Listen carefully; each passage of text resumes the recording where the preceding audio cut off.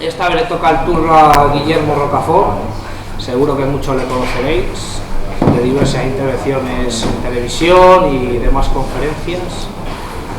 Guillermo Rocafort es doctor en Ciencias Económicas y Empresariales, doctor en Derecho y trabaja como profesor en la Universidad Carlos III de Madrid. También es autor de diversos libros, entre los que se encuentra, por ejemplo, Los Almogávares y la Orden del Temple en 2008, Claves para que España recupere Gibraltar en el 2015, y el tema que compete, Malas prácticas de los fondos buitres en España en el año 2017. Escritor valiente, comprometido y faculto. Últimamente especializado en el control de los fondos buitres y las SICAPs, sobre lo que nos hablará hoy. Guillermo Rocafort, un halo de luz entre la penumbra de lo políticamente incorrecto. Caballero Legionario, es el portavoz de la muy activa plataforma Millán Astray, en la que ha conseguido la paralización, entre otros logros, del cambio del callejero de Madrid. Pues sin más dilación, vamos a dar paso al verdaderamente importante hoy, Guillermo Rocafort. El título de su conferencia: La depredación de la vivienda social en España por los fondos buitres. Muchas gracias.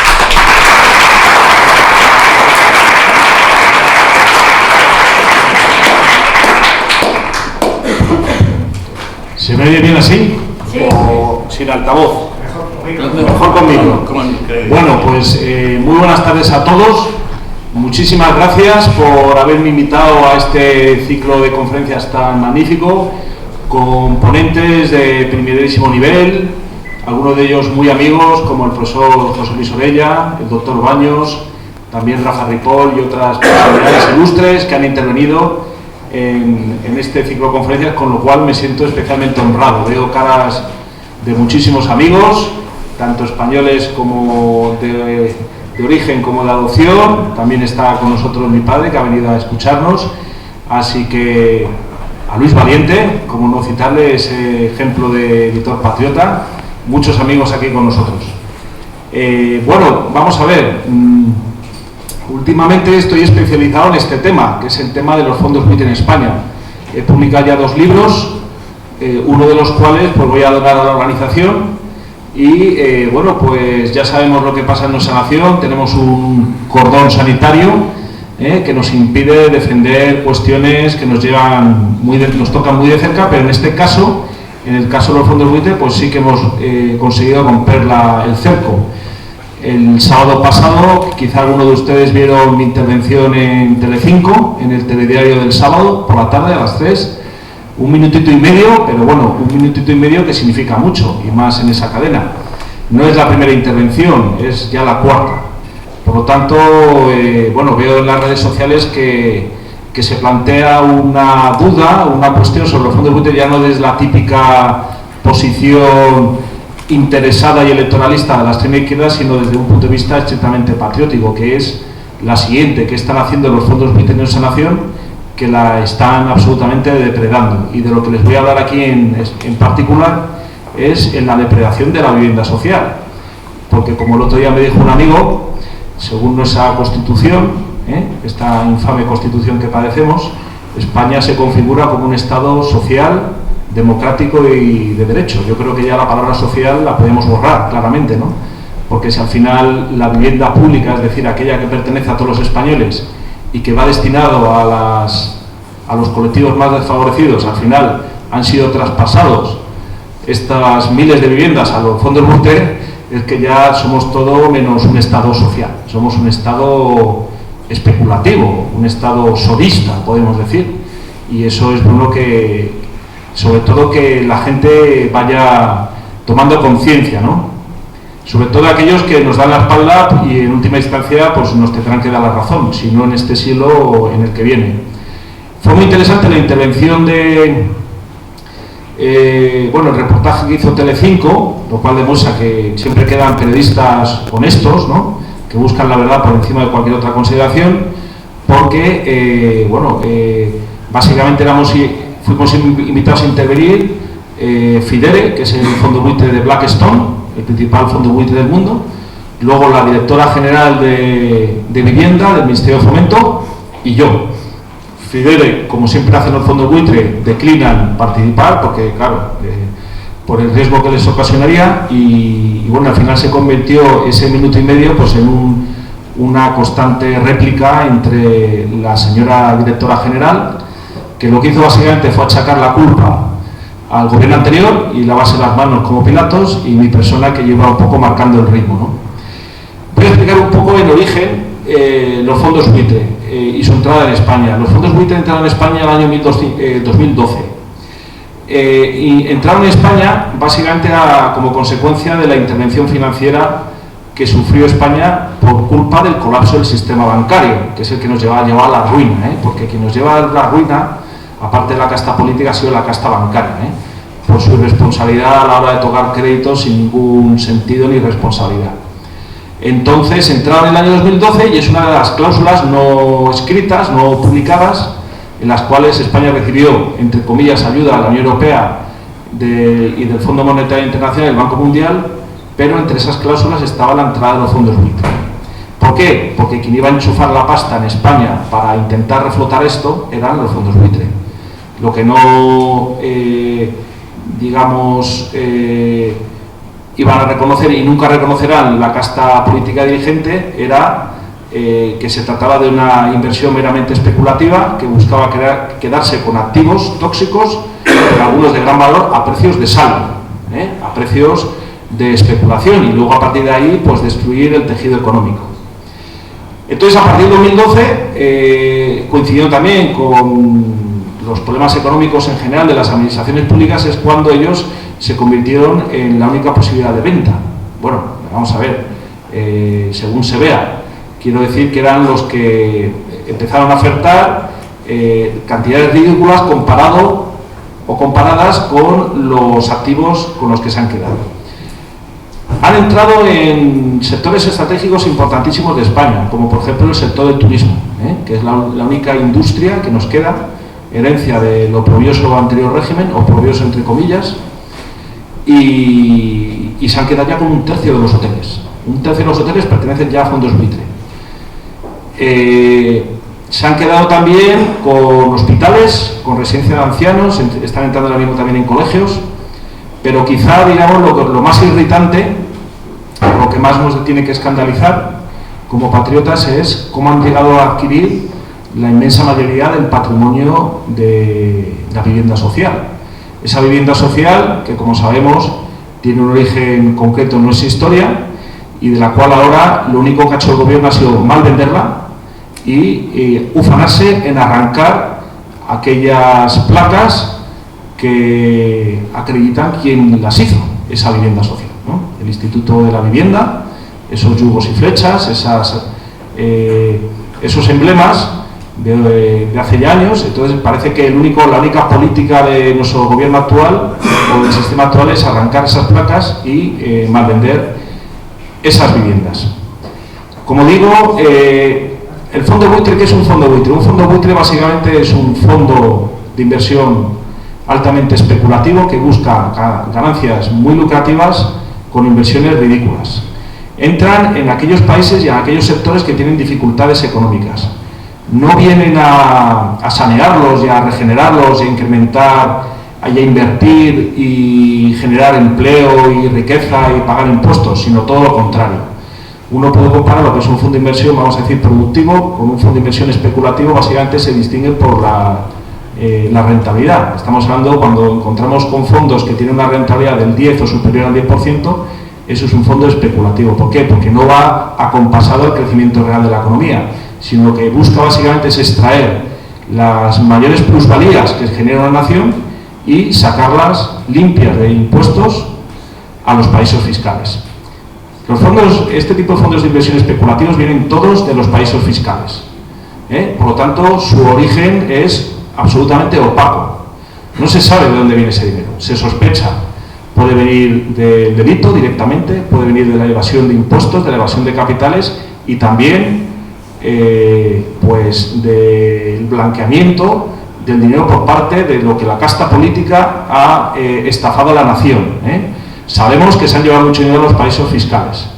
qué mejor manera que volver a lavar ese dinero a través de los fondos buitre. Porque los fondos buitre no son inspeccionados por la agencia tributaria ni por, digamos, la unidad financiera de la policía de la Guardia Civil, tienen patente de corso. Eso es también una cosa que tenemos que tener claro, es decir, ellos han utilizado una vía especial, una puerta de acceso a nuestra economía con impunidad absoluta. No pagan impuestos, no tienen ningún contratado directo, todo lo subcontratan con precios a la baja, de tal manera que igual que vienen, igual que se van. Quiero decir, invierten de un día para otro y se van para un día para otro. De un día para otro, es decir, no tienen ningún arraigo, ninguna vinculación, ninguna empatía con la nación. Buscan, pues, maximizar su beneficio y volver a sacarse el dinero. Por lo tanto, podemos estar en lo que se define como una maquinaria de lavado de dinero negro. Estos fondos buitre, como digo, entran en el año 2012, en este libro, que es el segundo que he publicado, Malas prácticas de los fondos buitre y cómo tutelar los derechos del deudor en las cesiones de crédito. Es un libro que, bueno, lo he presentado en el Colegio de Abogados de Madrid, lo he presentado también en la Universidad Financiera de Moscú. Es decir, que hemos conseguido darle un aire, porque lo tiene, pero que es difícil de conseguir en los tiempos que corren, de respetabilidad. O sea, hemos conseguido meterlo en el circuito y, de hecho, pues todos los meses se publican artículos, no de un gran impacto, pero sí que hacen uso del libro y de las tesis que sostienen. El tema del buitreo, o el tema de este tipo de fondos especulativos, no es algo de nuestra sociedad, no es algo de este siglo ni de este milenio. Ya la antigua Roma lo sufrió, sobre todo en la época de la decadencia. En la época de la decadencia de Roma, donde se vislumbraron, digamos, causas de decadencia que estamos viendo hoy en día, como la destrucción del tejido económico, el desempleo, la precariedad, y también la inmigración masiva, la altísima corrupción y el desapego de las clases dirigentes al sufrimiento del conjunto del pueblo. Pero ya en aquella época del Imperio Romano, los emperadores que eran, digamos, sensibles a las interpelaciones o a las demandas del propio pueblo, para que luego nos digan que no había democracia entonces, pues llevaron a cabo una serie de reformas legislativas que sí que pusieron freno a esta rapiña de los fondos buitre y utilizaron para ella el arma perfecta que existe para hacer frente al especulador, que es el derecho. Ellos crearon un derecho que ha pervivido a lo largo de los siglos en España y en parte del mundo, gracias a España, la obra jurídica y evangelizadora y militar de España, que es lo que se llama el derecho del retracto crediticio, que todavía, pues, se contiene en el artículo de 1565 del Código Civil. Lo verdaderamente asombroso es que nuestra casta política no lo haya eliminado, lo cual, pues, demuestra que también ellos tienen fallos y a veces no son tan vistos como pueden parecer. Este artículo 1565, que, como digo, es una herencia del derecho romano, estableció una solución a los fondos buitre magnífica, que era la siguiente: que el deudor que veía que su deuda era vendida de un acreedor a otro acreedor a un precio ridículo comparado con la deuda que existía, pues tenía el derecho de recompra de esa deuda. De tal manera que, si uno tiene una deuda, pongamos, de 1000 dinares de oro, y esa deuda era vendida a otro acreedor por 100 dinares de oro, es decir, por el 10% de su valor, el deudor inmediatamente podía recomprar su deuda al valor de 100 y así se cancelaba la deuda existente. Es lo que digo en mi libro y en mis intervenciones, que es la verdadera segunda ley de la segunda oportunidad, porque esta izquierda cainita, esta izquierda violenta, esta izquierda antifa, esta izquierda del adoquín y del cóctel molotov y del tiro en la nuca y la patada en los dientes, esta izquierda nos ha vendido a la sociedad española que la dación en pago es un gran éxito. La dación en pago lo hemos conseguido, cuando la dación en pago, al final, ¿quién pierde realmente? Es el deudor, que pierde su casa, pierde su casa y ya con eso queda liberado. Qué bonito, ¿no? Cuando realmente, con el retrato romano, el retrato que nos legaron los césares de Roma y el Senado de Roma, el deudor mantendría su casa y recompraría su deuda. Estamos hablando de deuda que, por ejemplo, en los créditos al consumo, típicas tarjetas de crédito, la gente se ha endeudado muchísimo, lo que pasa es que la gente no lo suele decir. pero realmente lo estamos sufriendo, mucha gente lo está sufriendo. Se han vendido esos importes a los fondos buitre por parte, por ejemplo, Bankia vendió más de 1.000 millones de euros en deuda impagada en tarjetas de crédito de sus clientes a un fondo buitre por 50 millones de euros. ¿Qué significa eso? El 0,5%. Pero ¿qué pasa? El fondo buitre reclama la totalidad, ¿eh? Y ahí viene la rapiña de los fondos buitre. Y ahí viene el derecho romano. Y da esa solución de recomprarlo de tal manera que si uno debía 1.000 euros, pues con 50 céntimos, perdón, con 50 euros recompraría su deuda. Es un tema capital la comprensión de esta cuestión desde un punto de vista romano, así como también los propios romanos, viendo que con este retrato ficticio también los fondos buitre de la época, que existen como en la actualidad, como veían que seguían haciendo abusos, establecieron ya la solución definitiva. La solución definitiva del problema, ¿cuál era? Establecer una presunción de mala fe en las cesiones de crédito. Es decir, cuando hay una cesión de crédito se presume la mala fe. De tal manera que el nuevo deudor, es decir, el fondo buitre, solamente podría recobrar aquella parte que ha pagado por esa deuda. O sea, fijaros la solución del derecho, las famosas presunciones.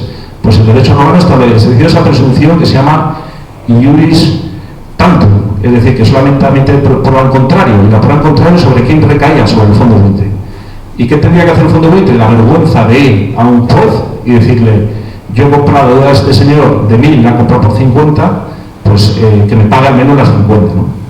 Es interesante también esta cuestión porque hay otras leyes también españolas muy importantes, como la ley de represión de la usura de 1908, que todavía está en vigor y todavía se sigue aplicando, pero con carácter muy aislado, por la cual aquellos préstamos que tienen un interés notoriamente elevado por encima de la media del mercado se consideran nulos de pleno derecho. Es una ley del año 1908 y que ha pasado más de un siglo y que sigue en vigor. No ha habido ningún régimen político, me refiero a ningún gobierno de los últimos, que haya tenido las narices de quitar esa ley, porque hubiera sido ya un escándalo. Es realmente sorprendente que no la han quitado, teniendo en cuenta la entrega y la sumisión que hay por parte de todos los partidos políticos a estas cuestiones. Es que no se habla de esto en el Congreso en ningún caso, ni por la izquierda del adoquín, ni por la derecha de los paraísos fiscales. Es que parece ser que estamos sufriendo un acoso permanente por parte de los fondos buitre con gestiones de deuda súper agresivas, y vemos cómo los políticos pues siguen vendiéndonos pues cosas artificiales como el feminismo, la memoria histórica, cuando realmente lo que está pasando es que nos están quitando nuestras casas, nos están quitando nuestras propiedades y sobre todo a la gente más necesitada le están quitando la vivienda social.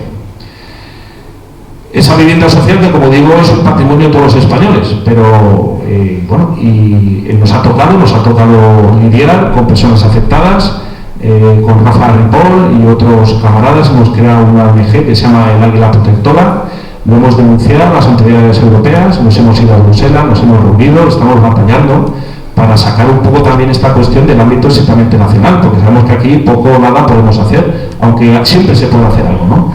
Pero siempre en estas cuestiones pues hay que internacionalizar el conflicto. Y es un conflicto económico. Nos reunimos hace cosa un par de meses en Bruselas con los 5 altos funcionarios y claro, ellos no se lo creían. Si bien es cierto que hasta el momento poco han hecho, porque alegan que es una cuestión estrictamente nacional. Pero bueno, vamos a ver cómo si avanzamos en ese frente europeo, porque desde luego es una vergüenza que en la Unión Europea hay una parte de la sociedad europea importante como la española que sea víctima de los fondos buitre, a no ser que también la Unión Europea vaya de la mano de los fondos buitre, que no sería descartable, teniendo en cuenta el empobrecimiento masivo que ha supuesto el euro. Ha habido un artículo reciente, el empobrecimiento masivo que ha supuesto el euro como moneda única para el conjunto de los europeos, pues eso es que alguien ha ganado muchísimo dinero, ¿no? En última instancia lo que buscan es quedarse con las plusvalías, es decir, con las rentas, los beneficios que generan las sociedades, de tal manera que no se distribuyen entre los españoles, que son los que las han generado, sino que se las llevan los fondos buitre. Entrando ya en la cuestión específica de la vivienda social, que es un tema que aquí nos ocupa, todas las alarmas se dispararon cuando en el año 2012 la empresa municipal de la vivienda y suelo, dependiente del gobierno municipal de la señora Ana Botella, la mujer del expresidente Aznar, cuando vendió, pues no sé si 4.000 o 5.000 viviendas a este fondo buitre llamado Fidele, ¿no? automáticamente cuando entra el fondo buitre lo que hace es subir las rentas. Las subió el primer año del 50 al 100%, vulnerando toda la normativa de protección de la vivienda social, porque aunque la venta se realizó a, vamos a decir, una empresa privada, no pública, como era la empresa municipal de Gran del Suelo, pero hay unas normas y unas legislaciones que protegen la vivienda social e impiden este tipo de abusos, ¿no?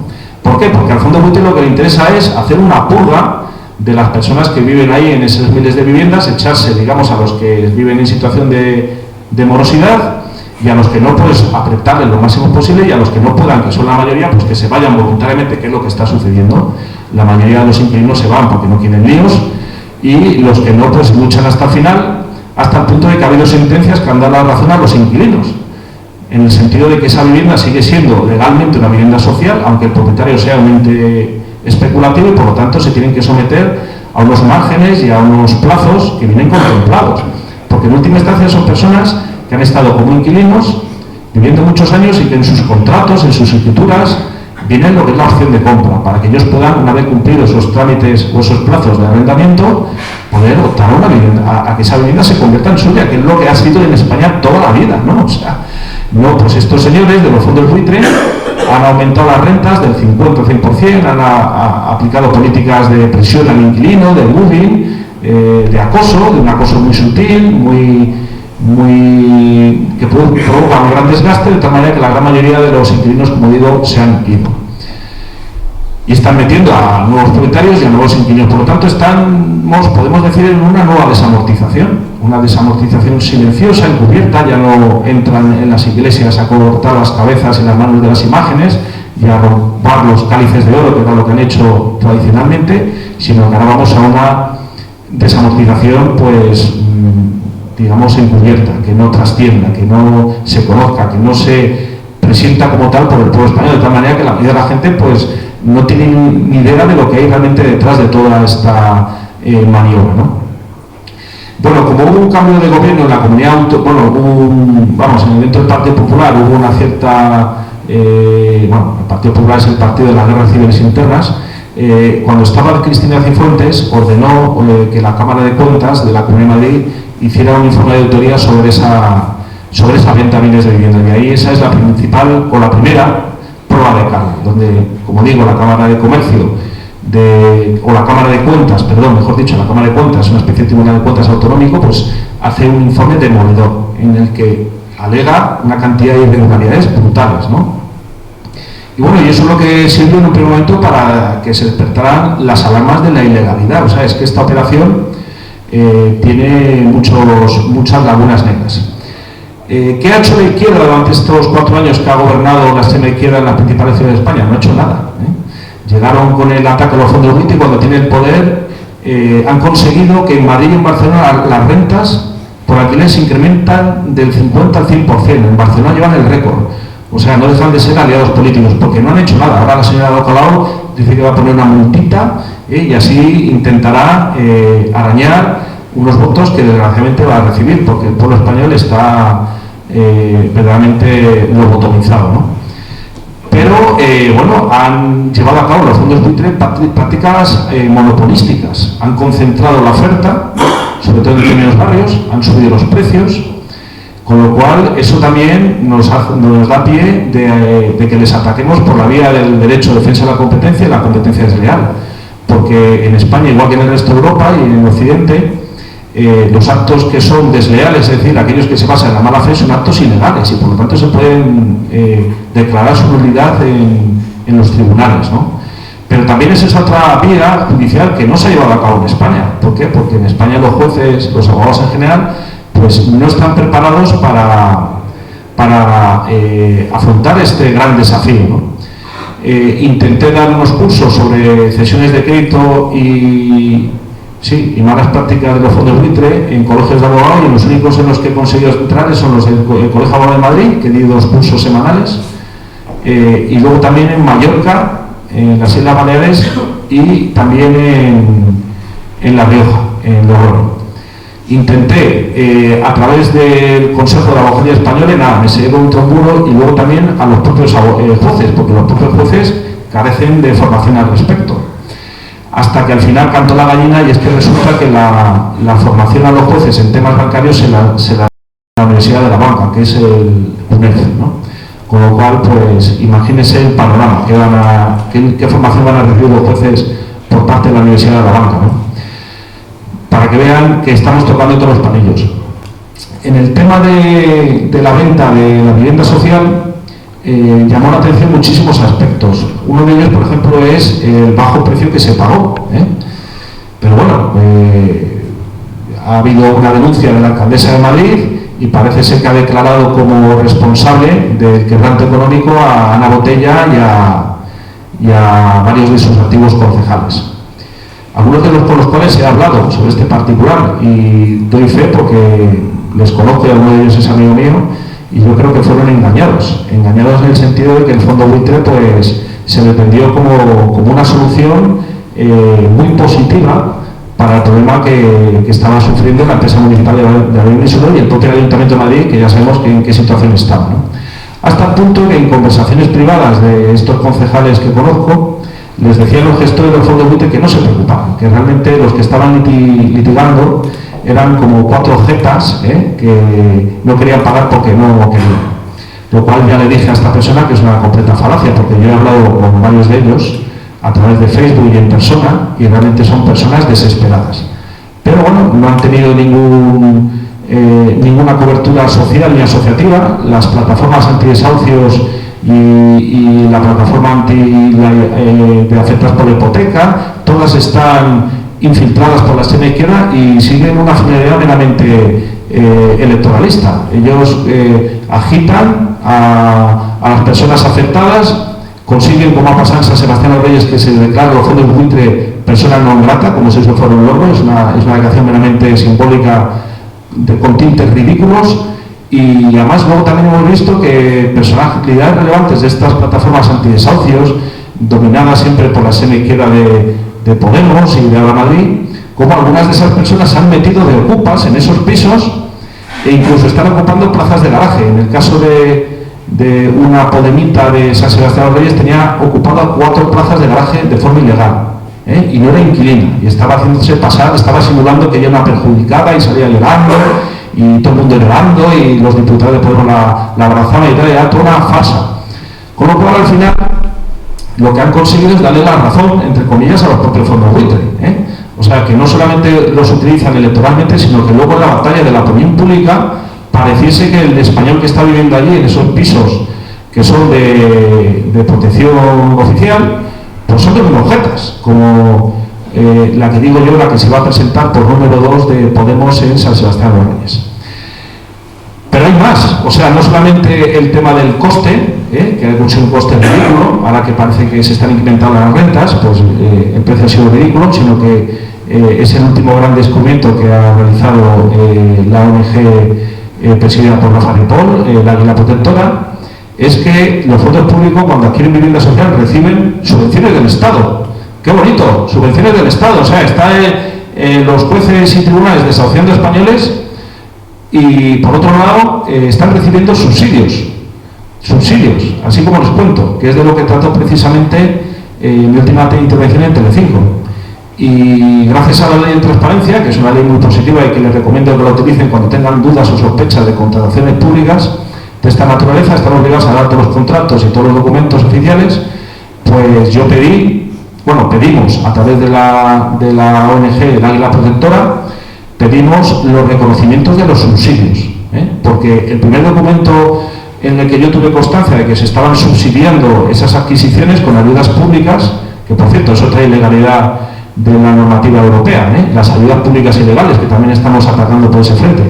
La primera vez que tuve conocimiento de eso es cuando me leí el informe, que hay que leérselo, el de la Cámara de Cuentas de la Comunidad de Madrid. Y cuando vi desde luego de los subsidios, ya es que me quedé completamente con la sangre helada, ¿no?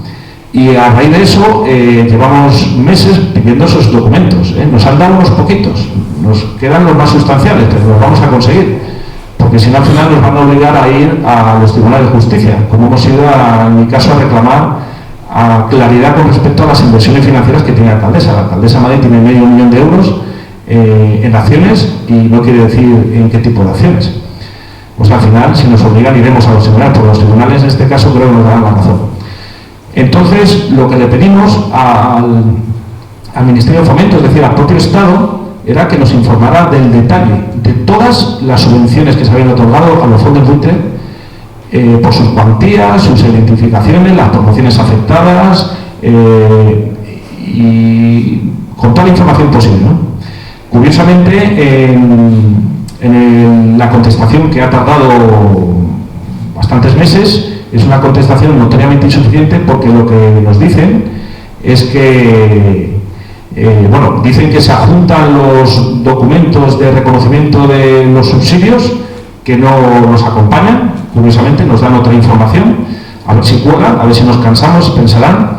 Y luego también nos dan una relación de los préstamos subvencionados a Fidel, que es el fondo buitre de Blackstone. Bueno, aquí ya otra vez se disparan las alarmas, porque hay 14 préstamos subsidiados, cada uno de ellos por una promoción distinta. Una va de cientos de viviendas y otra a decenas de viviendas.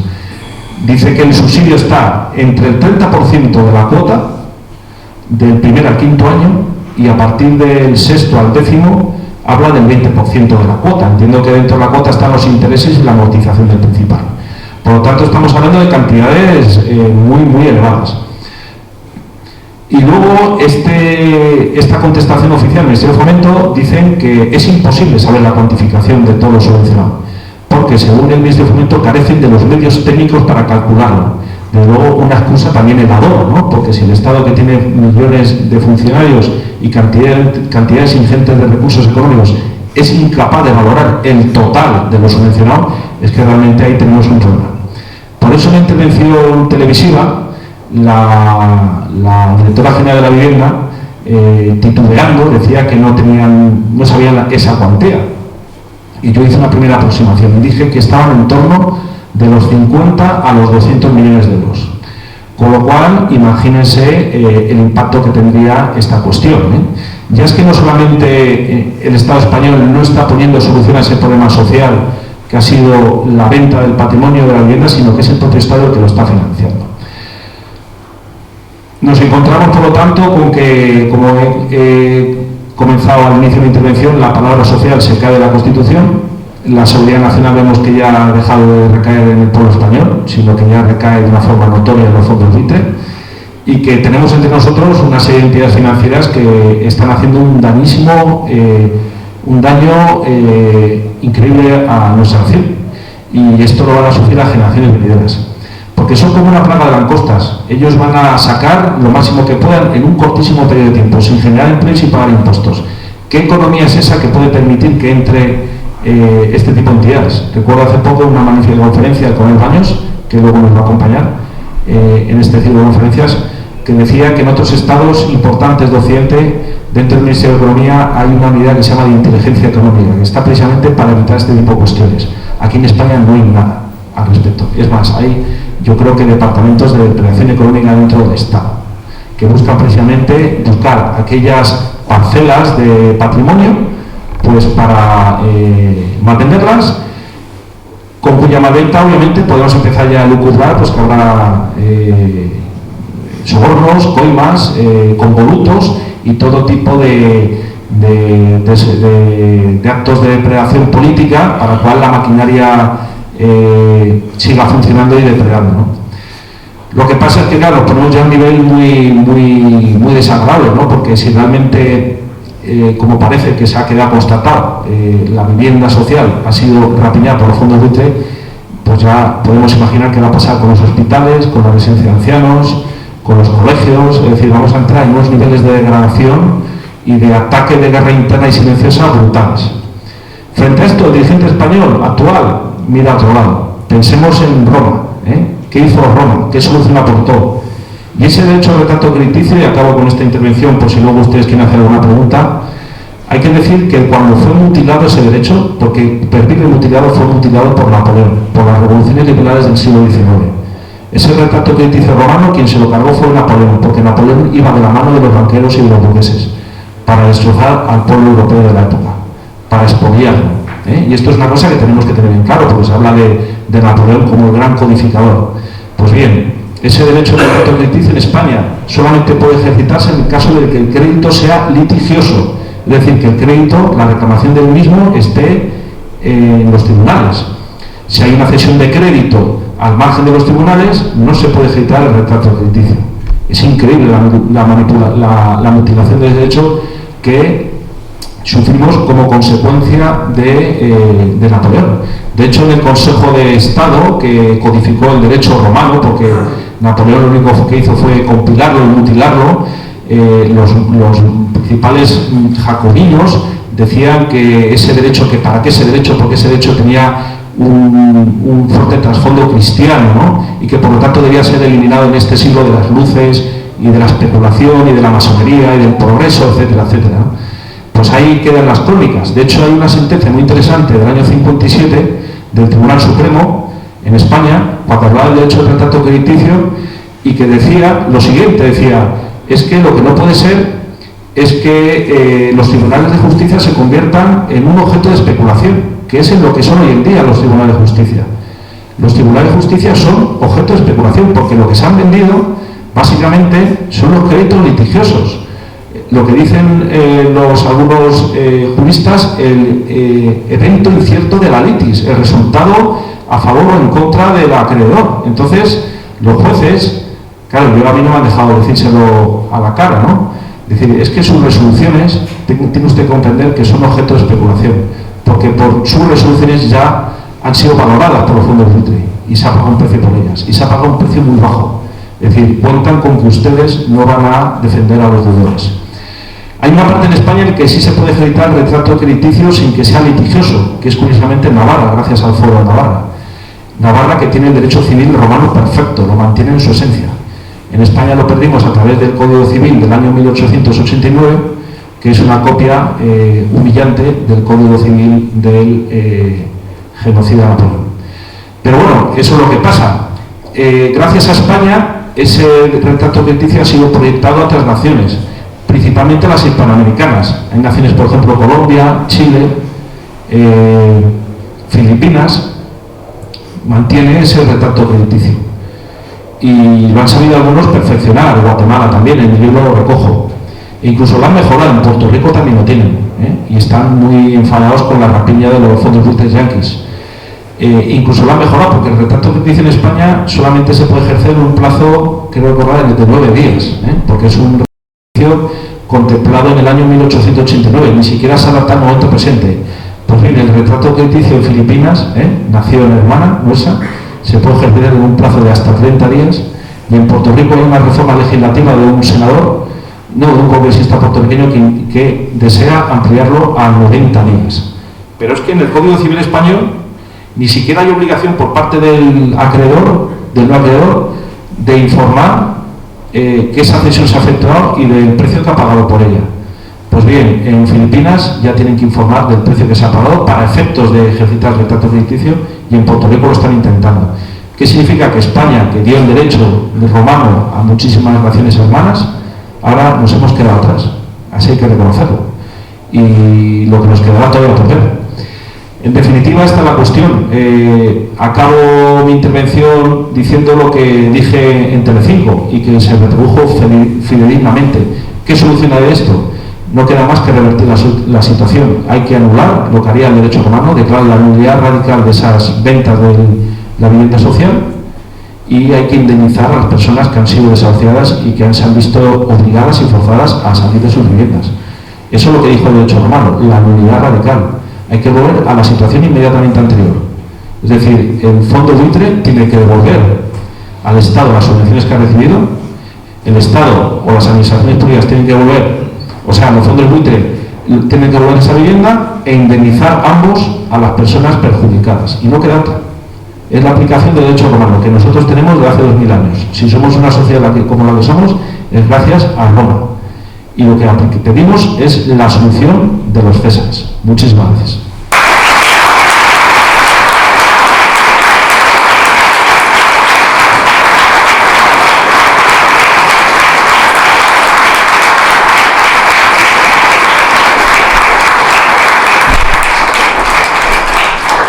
Pues si tienen alguna pregunta, por favor. A levantarse, señor, primero, luego usted. Sí, he llegado un poquito tarde y mejor si digo algo que ya has dicho, pues trátame en el momento que desees, pero a toda esta ecuación absurda que has descrito, que cómo es posible que el Estado subvencione a un fondo en una compra de un bien público, le falta algo, y ese algo es el por qué sucede eso. Y el por qué sucede eso es porque el fondo de inversión es acreedor del Estado español. Esas viviendas se las han entregado básicamente a través de un chantaje. Como el Estado español está endeudado con esos fondos de inversión, ellos juegan con nuestra deuda y le dicen: ¿quieres que mantengamos la deuda y que no te cortemos el flujo? Entrégame esto. Esto es lo de los piratas. Entrégame la vivienda. Entonces,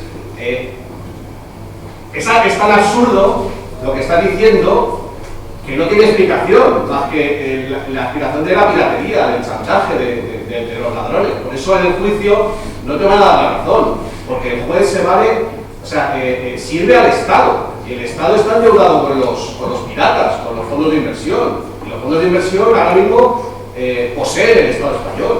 Es así, esto solo se puede acabar con un jubileo de la deuda total, porque ellos tienen el poder ahora mismo.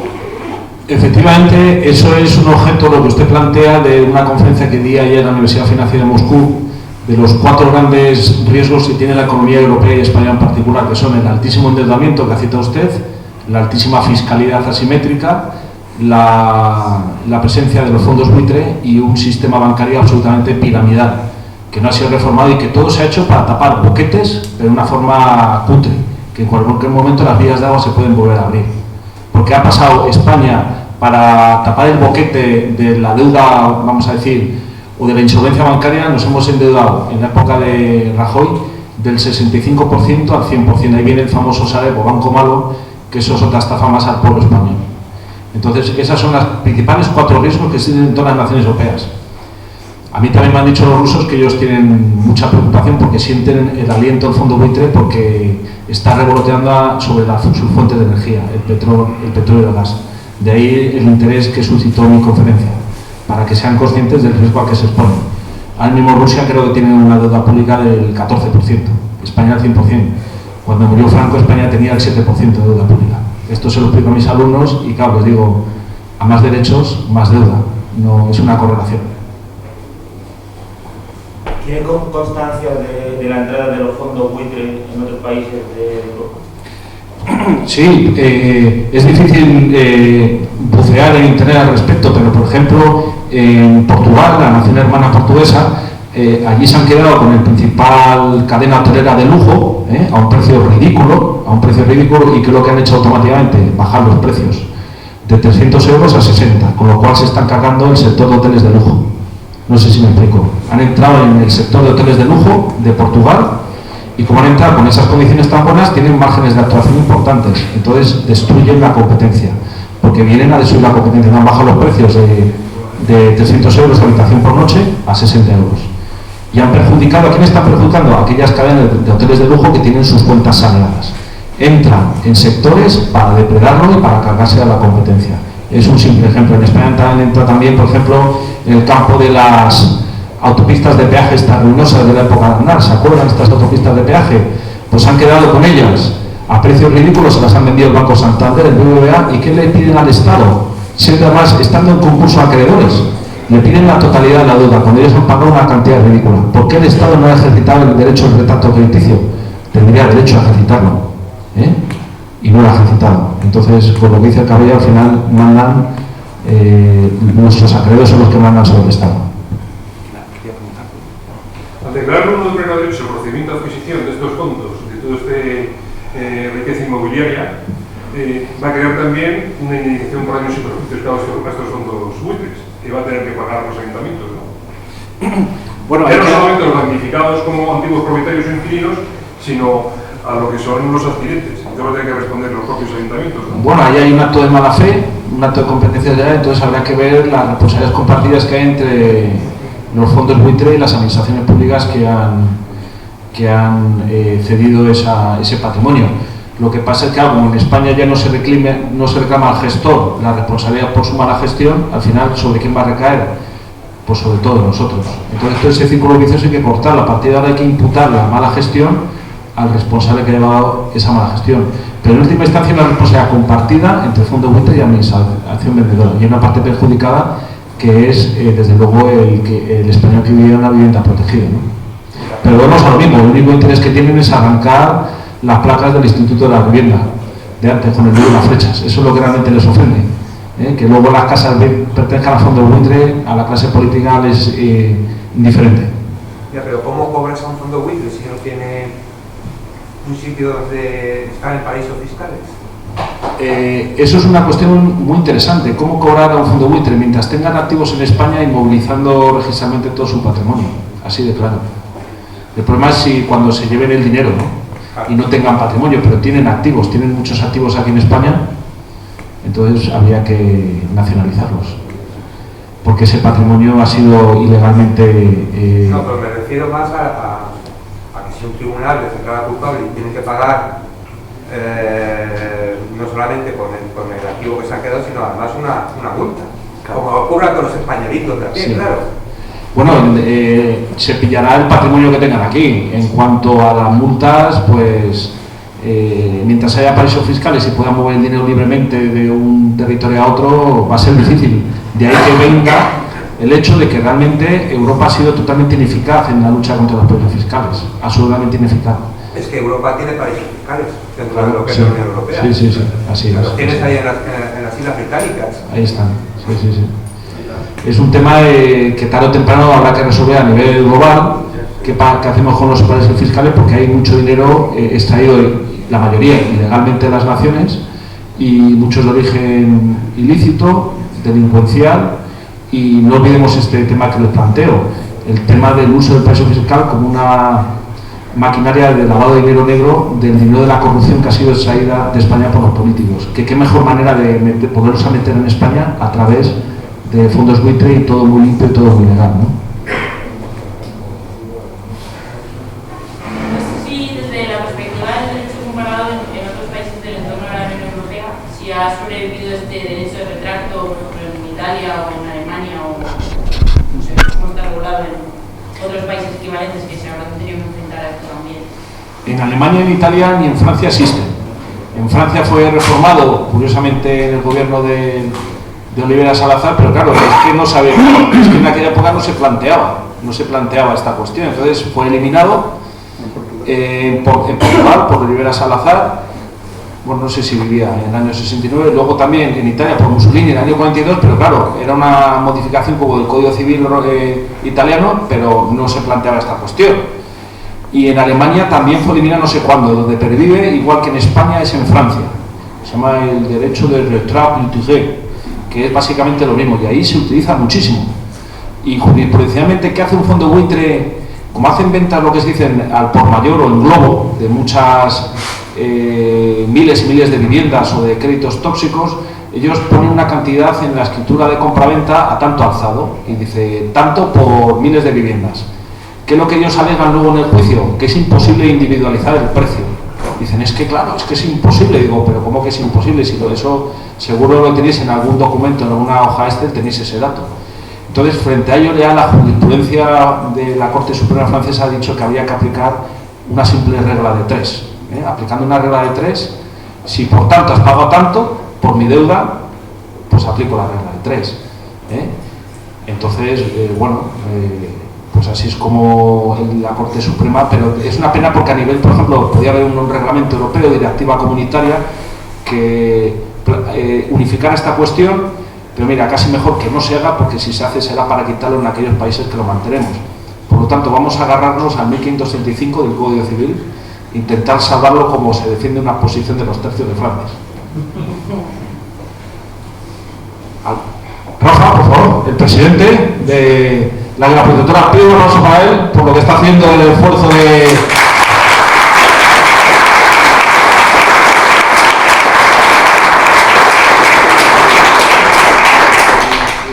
Anselmo, esta mañana hemos hablado de los populismos pop, de los populismos guayos, del verde y del morado.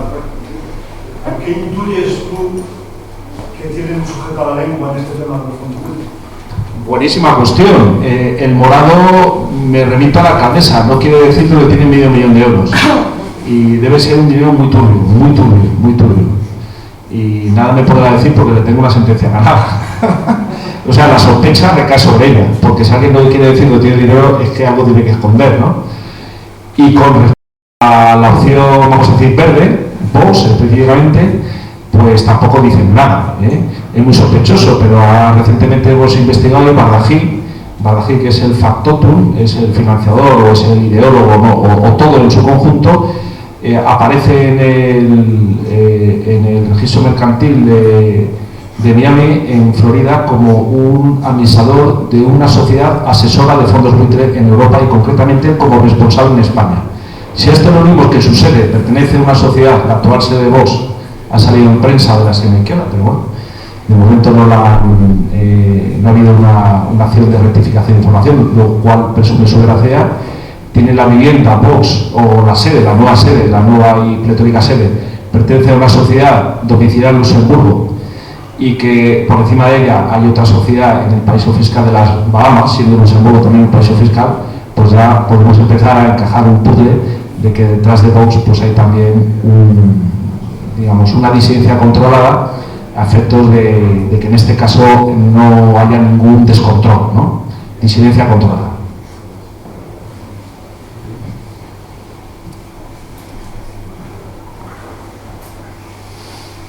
¿Alguna pregunta más? Te voy a hacer una pregunta.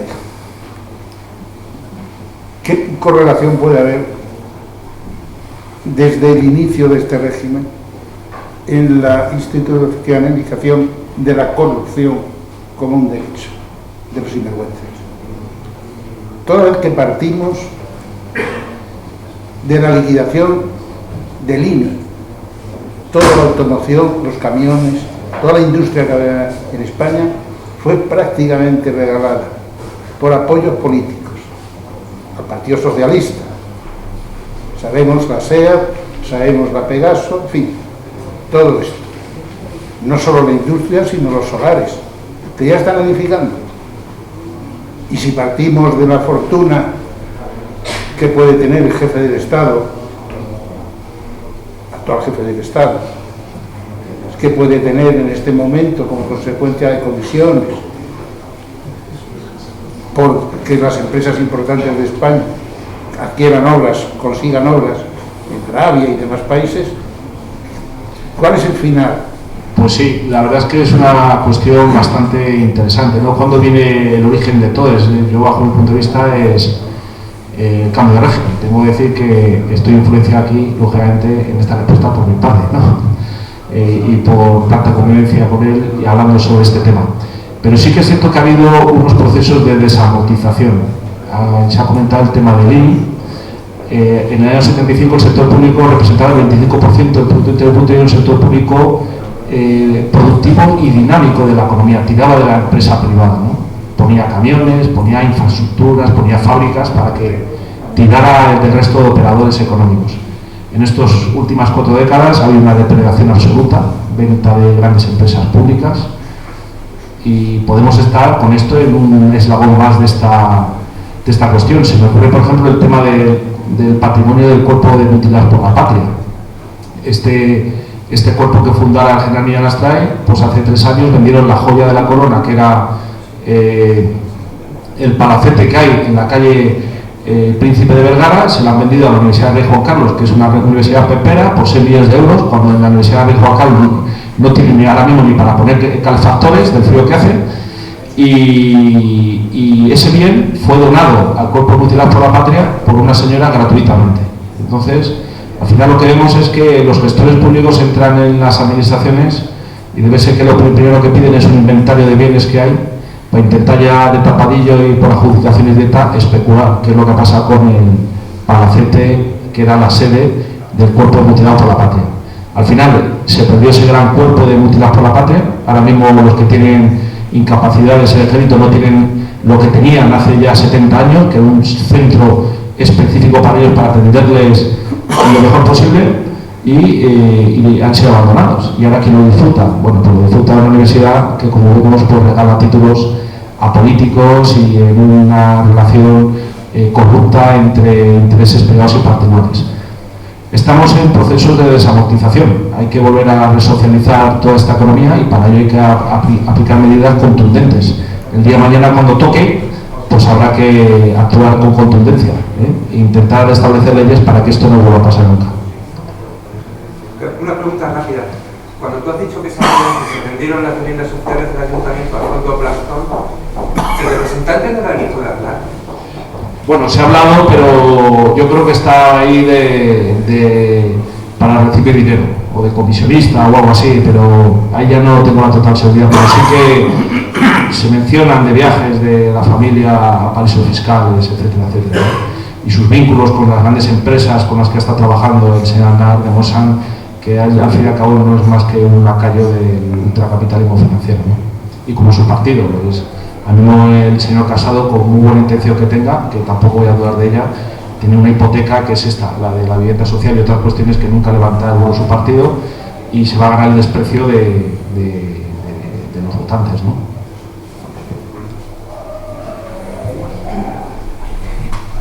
Muchas gracias y vamos a tener un receso de 15 minutos.